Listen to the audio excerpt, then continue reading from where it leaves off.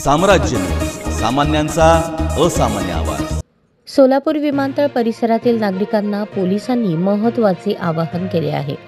सोलापूर मुंबई विमानसेवा सुरू झाली आहे। यामुळे विमानतळ परिसरात विमान सुरक्षेच्या दृष्टीने काही नियमांचे पालन करणे आवश्यक असून MIDC विमानतळ परिसरात राहणाऱ्या सर्व रहिवाशांनी दिलेल्या सूचनांचे काटेकोरपणे पालन करावे असे आवाहन MIDC पोलिसांनी केले असून नियमांचे उल्लंघन करणाऱ्यांवर कठोर कारवाई करण्यात येणार आहे। विमानतळ परिसरात पतंगबाजीस बंदी घालण्यात आली असून कोणीही पतंग उडवू अथवा अशा प्रकारची स्पर्धा आयोजित करू नये असे सांगण्यात आले आहे। तसेच laser light, sharpy light, halogen light यांसारखी हवेतील तेजस्वी प्रकाश फेकणारी साधने कोणत्याही कार्यक्रमास वापरण्यास मनाई करण्यात आली आहे। विमानतळ सुरक्षा भिंतीतून प्रवेश करणे, कोणत्याही प्रकारे आत जाण्याचा प्रयत्न करणे हा कायद्यानुसार गुन्हा ठरणार असून असे केल्यास तात्काळ कारवाई केली जाईल।